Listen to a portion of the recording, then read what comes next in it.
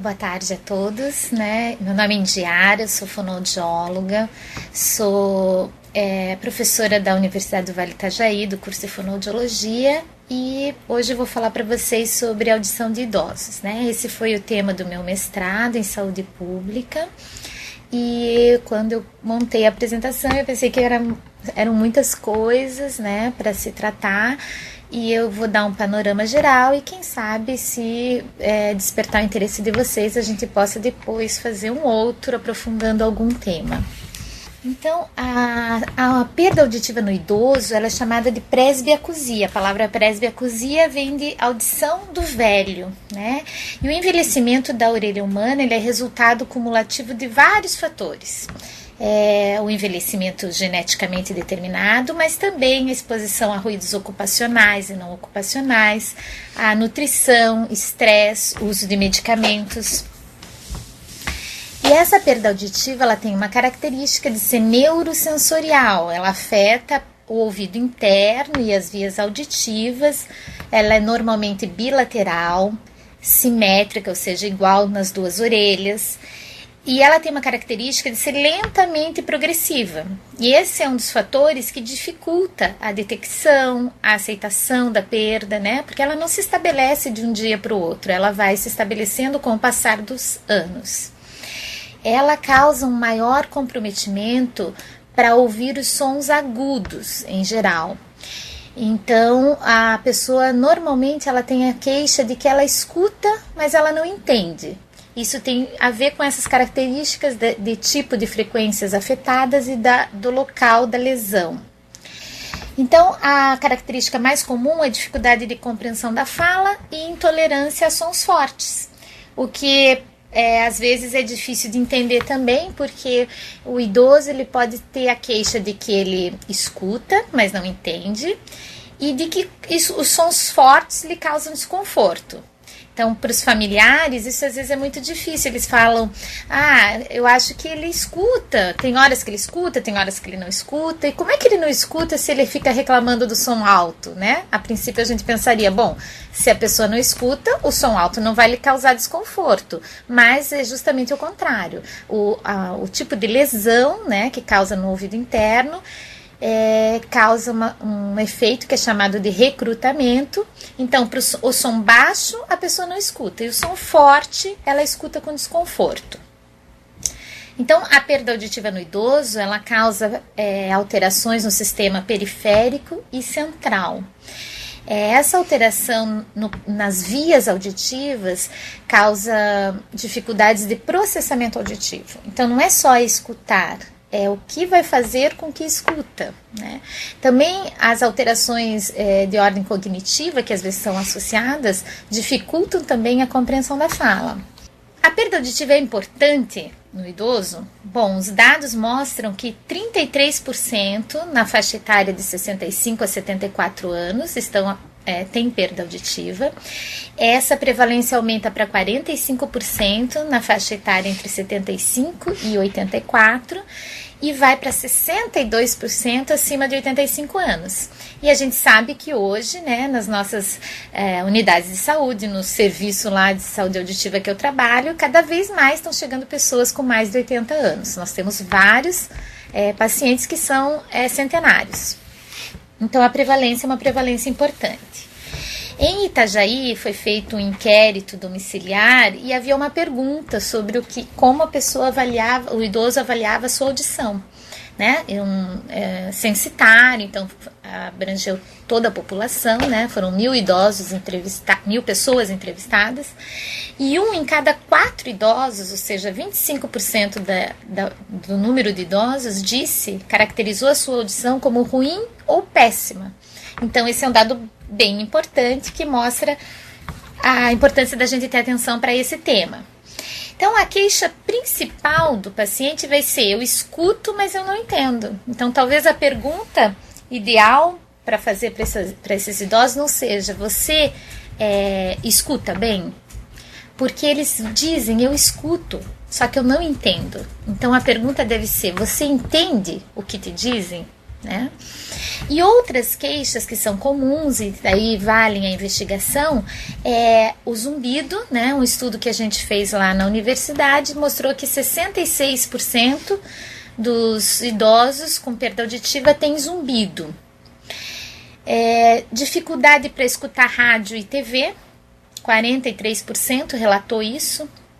40% referem desconforto a sons intensos e 40% dificuldade para entender a fala.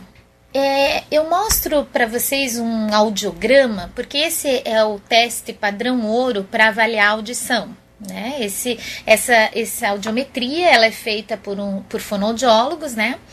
E vocês podem ver que na vertical eu tenho valores de 0 a 120, que são a intensidade. Os sons a gente avalia sons de 0 decibel até 120 decibéis. E na horizontal vocês vão ver 125, 250, 500 até 8.000 Hz. Então, a gente avalia a audição por intensidade e frequência. Quanto mais próximo essas marcações de orelha direita e orelha esquerda, né? Vermelha direita e azul esquerda, quanto mais próximo estiver do 20, melhor é a audição da pessoa. Então, é considerado normal quem tem audição até 25 decibéis. Então, se vocês olharem esse gráfico, vocês vão ver que esse indivíduo, alguns sons, algumas frequências ele escuta normal. E para outras, as mais agudas, ele precisa que a gente aumente o volume até 60, 70 dB, certo? Nessa figura, se vocês observarem, novamente a gente tem os valores na vertical, de menos 10 até 120 decibéis, e em cima, né, na horizontal, as frequências. E tem as letrinhas do nosso, né, os fonemas do português aí, que mostram que quando a gente fala sons com várias frequências. Então, por exemplo, se eu falo para uma pessoa pasta, e ele tem uma perda auditiva para sons agudos, ele pode escutar o P, o A, o T e não escutar o S. Então, ele, em vez de pasta, ele pode escutar pata, digamos assim. Então, é isso que caracteriza o escutar, mas não entender, né? Ele escuta os sons de determinadas frequências, de outras não, e aí ele causa aquelas falhas de entendimento, trocas de palavras, né? Que para o idoso é muito frustrante, né? Então, não só para o idoso, né? Para todas as pessoas que têm perdas auditivas, assim, que eu chamo daquelas pessoas que não são nem surdas, nem ouvintes, né? Elas estão intermediárias ali, né? Elas passam como ouvintes, mas elas têm muita dificuldade para escutar. Então, essa dificuldade comprovadamente, ela causa frustração, ansiedade, depressão, isolamento, irritação, né? A deficiência auditiva está associada à depressão e demência, né? Ela não é causa isolada, mas ela está associada a maior índice de depressão e demência. Tensão nas relações familiares e de trabalho, né? Então, em geral, a gente tem que trabalhar com aconselhamento familiar, porque às vezes o marido não escuta e a esposa não compreende isso, ou vice-versa. A televisão tem que ficar muito alta, daí os vizinhos reclamam. Então, isso causa uma tensão nas relações sociais. Ele vai ter, então, como a gente já falou, dificuldade para ouvir TV, para falar no telefone. E uma característica importante que os profissionais da saúde devem estar atentos é a dificuldade de entender o profissional da saúde. Então, as consultas com idosos, né, independentes deles terem ou não perda auditiva, mas ainda mais se eles têm perda auditiva, elas têm que ter o cuidado, né? O profissional tem que ter o cuidado de falar claramente, né? De perceber se a pessoa realmente entendeu o que foi dito. E muitas vezes o idoso não consegue, né, mais ir a uma consulta sozinho e tem que levar alguém, o que também às vezes é constrangedor. Então, tudo isso leva a uma incapacidade de viver independente e seguro, né? Muitas vezes, até o risco de ser atropelado, porque não escuta uma buzina. No meu trabalho de mestrado, eu fiz um estudo que foi sobre a percepção que os idosos têm da perda auditiva, né? É importante que a gente entenda como eles percebem para a gente poder atendê-los. E algumas características marcantes foram, né? Primeiro, a negação. Eles acham que o problema não está com eles, está no outro. É o outro que não fala direito, que está falando baixo, que está falando longe. Essa negação, ela está muito associada ao contexto da velhice, né? Então, eu coloquei o estigma da velha surda porque foi um termo muito utilizado pelos idosos da minha pesquisa, que é: eu não quero usar aparelho porque eu vou ficar igual a velha surda, eu vou ser chamada de velha surda da Praça da Alegria, que era um programa de antigamente, né? Então, o contexto da velhice interfere na forma como esses idosos vão buscar soluções ou não para os seus problemas. E uma característica importante, infelizmente, é a perda auditiva, ela é invisível. Então, enquanto eu conseguir não colocar um aparelho, ninguém sabe da minha deficiência, né? Ninguém sabe da minha dificuldade, e o aparelho auditivo ainda é visto também com estigma, porque a hora que eu coloco um aparelho, eu estou também assumindo a velhice, enfim. Eles também referem um estranhamento com relação ao que eles estão sentindo, em função daquilo que eu falei, que como entender que eu escutar, eu escuto, só que eu não entendo. Então, eu tenho um relato de um senhor que sempre me chamou a atenção, que ele fala assim: porque eu nem falo isso para o médico, porque como que ele vai entender? Porque se você falar aqui, eu estou ouvindo, mas se um passarinho cantar ali, eu não escuto. Então, quer dizer, ele consegue ainda entender a fala 2, mas alguns sons ele já está perdendo. E eles muitas vezes associam isso com a demência, né? Então, às vezes eles não entendem o que está acontecendo com eles. Eles pensam: isso é coisa da minha cabeça. Então, a maneira como ele percebe o problema e como as pessoas percebem o problema interferem diretamente no como ele vai aceitar o tratamento, a reabilitação quando necessário. Então, eu coloquei aqui algumas falas, né, do meu trabalho, que eu acho que são significativas, né?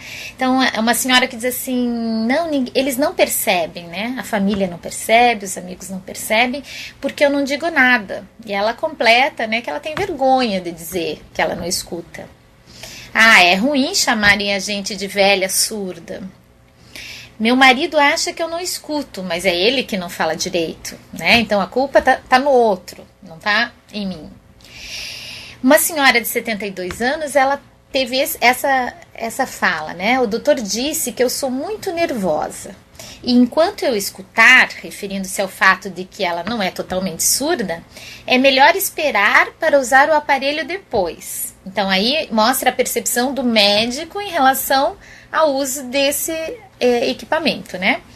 Apesar de ter aceito a sugestão do médico, ela arrisca dizer: eu acho que eu fico nervosa porque eu não escuto, né? Então a gente tem que estar atento para a escuta do paciente, porque não há como medir a dificuldade de audição dele, né? Pela invisibilidade da perda, e nem muitas vezes como medir o impacto que essa perda auditiva está causando na vida dele. E esse outro exemplo eu falei, né, que ele diz que um senhor de 76 anos, ele sente que tem dificuldade para ouvir, mas refere nunca ter ido ao médico para ver o problema no ouvido, porque achava que nenhum médico ia entender.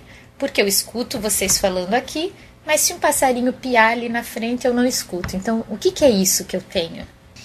Então, o caminho, né, para essas pessoas que têm dificuldade é a consulta com um médico otorrinolaringologista, a realização de uma avaliação audiológica, onde a gente faz uma entrevista, uma audiometria, que é a medida dos limiares auditivos por frequência, como eu mostrei naquela figura, a logoaudiometria, que é um teste de fala, a imitância acústica, que vai verificar condições de orelha média, um teste chamado de limiar de desconforto, onde a gente vai ver, além do mínimo que o paciente escuta, que é o que a gente vê na audiometria, a gente vê qual é o máximo que ele escuta e onde ele começa a sentir desconforto, né? Então, às vezes, o paciente, o som mais baixo que ele escuta é um som de 60 decibéis, por exemplo, e em 90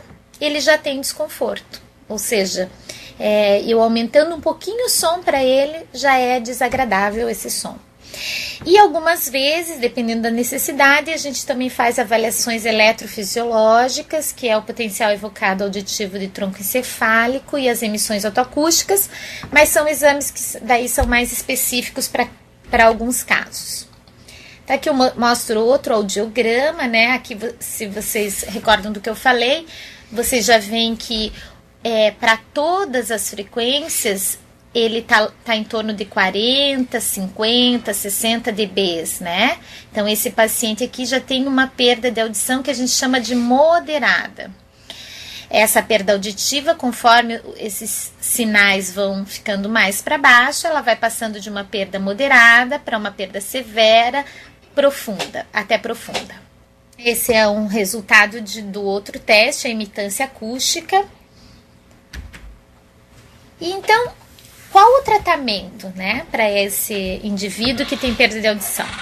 Então, como eu disse, o tratamento é indicado pelo médico otorrinolaringologista. Então, ele vai avaliar se essa pessoa tem algum problema que é passível de tratamento medicamentoso ou cirúrgico, mas quando isso não acontece, que é a maioria dos casos de pessoas idosas, na verdade, o tratamento é a reabilitação auditiva por meio de uso de aparelhos auditivos.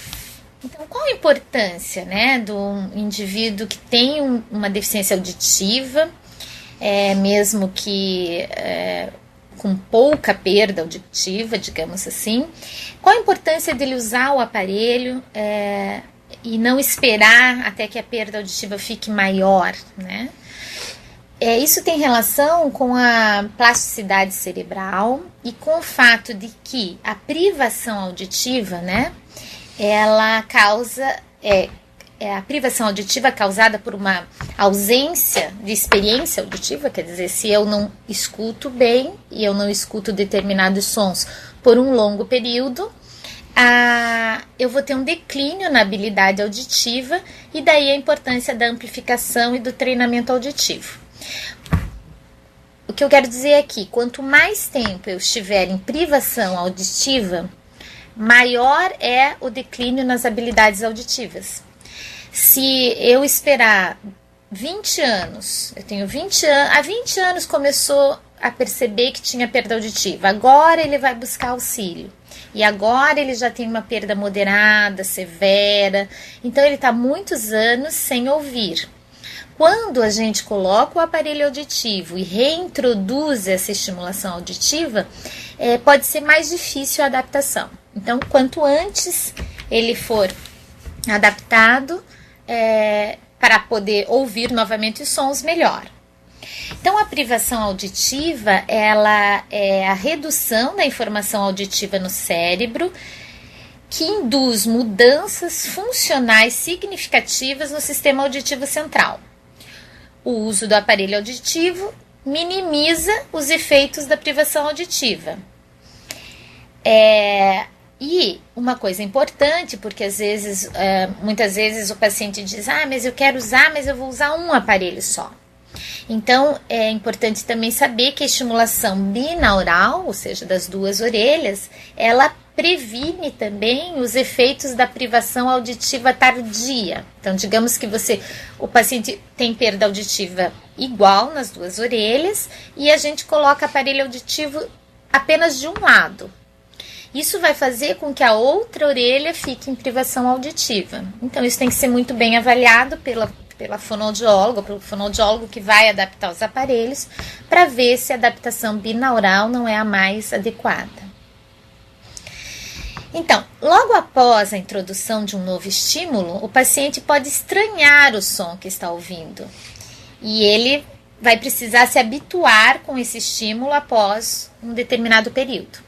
Então, quando a gente coloca aparelhos auditivos nos idosos, a gente tem uma forma de programação dos aparelhos, em que a gente coloca eles mais fracos, para a pessoa ir se adaptando, porque senão é muito comum a queixa de que eu não aguento, esse aparelho é muito alto, eu estou ouvindo muito barulho, porque na verdade a pessoa passou um tempo no silêncio, e ela passa a ouvir tudo que nós, que temos audição normal, ouvimos, e que nem sempre é bom. Né? Então ela tem um tempo que a gente chama de aclimatização, que leva de 2 a 6 meses de uso de aparelho auditivo para ela se acostumar com esses novos sons. Então, os aparelhos auditivos, eles existem há muitas décadas, né? Mas eles evoluíram muito nos últimos 20 anos, né? Então a gente passou de uma tecnologia de aparelhos auditivos totalmente analógica para a tecnologia digital. Então a mesma evolução que a gente vê no nosso dia a dia no uso do telefone, por exemplo, vocês podem pensar o que foi a evolução dos aparelhos auditivos, né?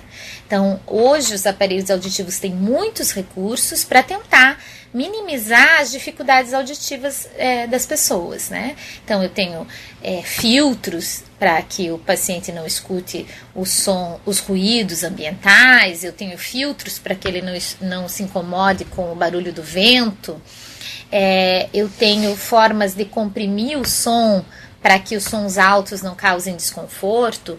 Então, muitas vezes, as pessoas que nos procuram, elas têm experiências ruins de uso de aparelho há muito tempo atrás, né? E elas às vezes trazem essa queixa. Mas é importante saber que hoje a tecnologia está do nosso lado, apesar de que ela não é suficiente para trazer a qualidade de audição de uma pessoa normal, né? Mas o aparelho auditivo traz a audibilidade, quer dizer, ele passa a ouvir os sons, o conforto acústico, né? Então ele vai ouvir e não vai referir desconforto, melhora a percepção de fala no ruído, dependendo dos recursos que a gente escolhe, né? Hoje, nos aparelhos auditivos, eu posso escolher os tipos de microfone para que o paciente escute mais a voz do que os sons que estão ao redor. E uma coisa também que está a favor dessas pessoas é a miniaturização, porque como a gente falou, o idoso ele é bastante preocupado com a sua estética, né? Bastante preocupado com a questão do parecer velho. Isso é uma realidade muito presente. No nosso dia a dia a gente observa que essa preocupação é maior dos homens do que das mulheres, né? Ao contrário do que a gente possa imaginar. Os homens pedem muito mais pelos aparelhos que não apareçam, porque tem a ver, é uma questão cultural, né? Do que significa parecer velho para um homem, para uma mulher, enfim. Então, essa figura mostra uma das etapas do processo, né, de adaptação de aparelhos auditivos, que é a gente fazer um molde da orelha. Então, a gente faz uma moldagem, né, com uma massa de silicone. E aqui na mão, então, da menina, você vê o molde já tirado. Isso vai ser enviado para ser feito em silicone ou em acrílico e ser, então, adaptado no aparelho auditivo quando, enfim, independente dele ir atrás da orelha ou dentro da orelha, a medida é individual, né? Então, não dá para uma pessoa usar o aparelho do vizinho porque ele morreu, apesar da gente ouvir muitas vezes essa realidade, tá? O aparelho, ele é feito sob medida. Então, aqui tem um modelo de aparelho auditivo mais tradicional, a gente chama ele de aparelho retroauricular, porque ele vai atrás da orelha. E aqui, então, a pecinha de acrílico, que é chamada de molde, que foi feita a partir daquela medida tirada de pré-molde. Então, aqui vocês veem um modelo já bem mais discreto, né, mais invisível. É chamado de adaptação de aparelho auditivo aberta. Este tipo de aparelho não precisa ser feito molde, ele é usado com essas olivas que a gente chama, né? e ele tem a vantagem, muitas vantagens, entre elas a questão de ser mais invisível. E aqui a gente tem aparelhos que são intra-auriculares, eles ficam dentro da orelha, não tem essa parte atrás da orelha. E a gente, muitas pessoas preferem esse tipo de aparelho. A gente tem alguns cuidados na indicação em relação ao tamanho do conduto auditivo. Por exemplo, pessoas que têm muita produção de cera, pode não ser indicado esse tipo de aparelho, porque eles vão ter que fazer uma higienização muito mais frequente. O aparelho auditivo, dentro dele estão todos os componentes, microfone, receptor. Então, em contato com a cera, o risco de um aparelho desses pequenininhos estragar é maior. Na nossa realidade de atendimento dos usuários do SUS, e às vezes pessoas que moram distantes do nosso serviço, a gente tem algumas dificuldades na indicação desses tipos de aparelho, mas a gente também faz a indicação. Então, quais os fatores que interferem na adaptação do aparelho auditivo? Então, apesar da tecnologia ter avançado, muitos idosos ainda resistem ao uso do aparelho auditivo e muitos, iniciam e abandonam o uso. O tipo e o grau da perda auditiva, o tempo de privação auditiva, a presença do recrutamento, né, que é aquele desconforto para sons intensos, a personalidade do indivíduo, isso vocês devem, na realidade de vocês, diferenciar bastante, né? Você tem aquele indivíduo que ele é positivo, digamos assim, ele aceita as novidades, aceita as suas novas necessidades, e tem aquele que é mais resistente a mudanças e à reabilitação, né? Então isso também interfere. Os fatores sociais, quer dizer, usar um aparelho auditivo, às vezes não é tão simples para quem mora sozinho e tem outras dificuldades cognitivas ou motoras, né? As questões culturais e os aspectos financeiros, né? Da própria manutenção do uso dos aparelhos. Os aparelhos, eles funcionam com pilhas. Essas pilhas, elas duram em torno de 15 dias, cada pilha custa em torno de R$ 2,50, R$ 3. Então, esse custo é um custo que para algumas famílias é pesado também, né? O estado de saúde geral da pessoa influencia, obviamente, no uso. O apoio que ela tem dos familiares. E um fator que é bem importante para nós aqui é o acompanhamento após a adaptação de aparelho, que a gente vai retomar isso no final. Então, apesar das dificuldades, a gente tem que estar atento para dados que mostram, né, como esse estudo feito com 2.304 pessoas, que mostrou que os idosos que não usam aparelho e têm perda auditiva apresentam mais depressão, paranoia, isolamento social e insegurança. E os que usam referem melhora na relação com os familiares, melhora na autoestima, maior independência e segurança. Então, a gente, no nosso dia a dia, ouve muitos relatos de pessoas que dizem: eu voltei a viver, parece que a vida está melhor agora, enfim, o impacto positivo do uso de um aparelho auditivo bem adaptado pode ser muito importante e fazer muita diferença na vida dessas pessoas. Mas e daí? Ele vai resolver todas as dificuldades de comunicação? Não. A pessoa que tem uma deficiência auditiva do tipo neurosensorial e o idoso que às vezes tem outros comprometimentos associados, ele vai ter dificuldades em muitas situações. O aparelho vai melhorar muito na maioria dos aspectos, mas ele vai continuar se queixando de que no ruído é difícil de entender, que quando tem muita gente falando é difícil de entender, mas isso vai depender muito de cada caso, da análise de cada paciente.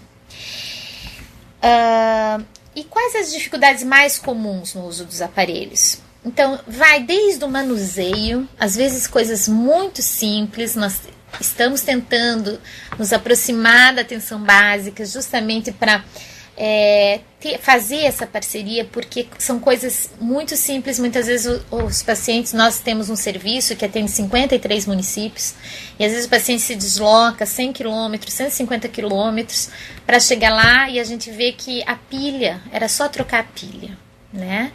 Ou era só lavar o molde porque ficou cera nesse molde. Então, são desde dificuldades simples até queixas mais complexas em relação ao tipo de som que ele está ouvindo, às vezes ao desconforto, e aí a gente tem que fazer ajustes nos aparelhos auditivos, né?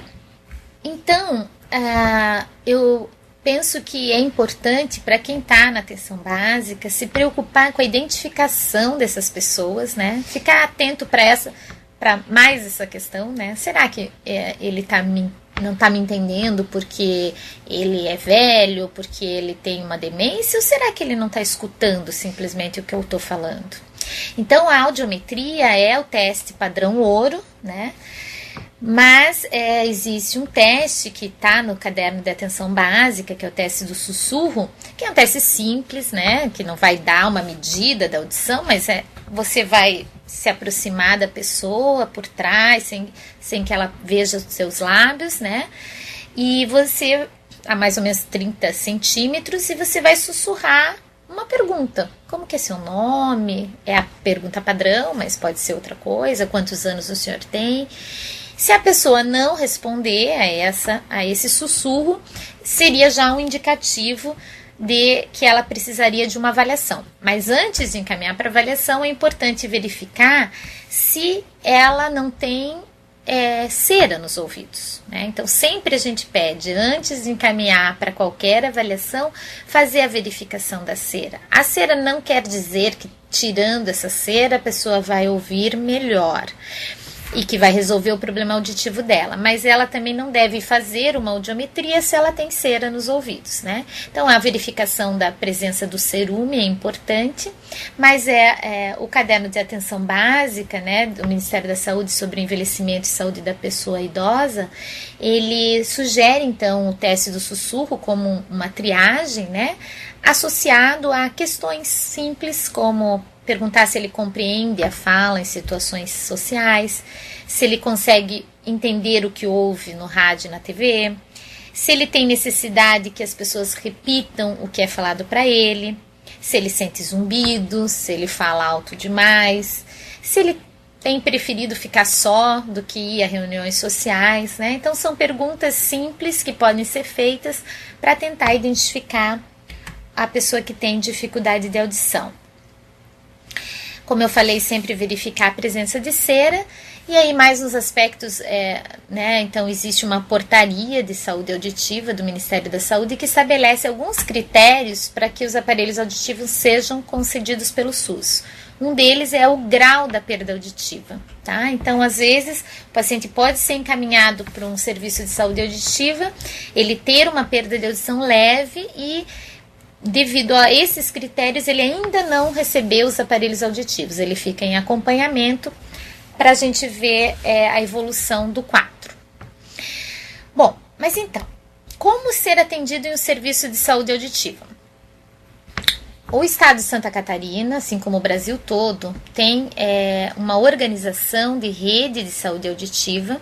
Em Santa Catarina somos 6 serviços e a porta de entrada para os serviços de saúde auditiva é pela unidade de saúde dos municípios. Então, o médico ou fonoaudiólogo da rede básica encaminha o paciente com suspeita de perda auditiva.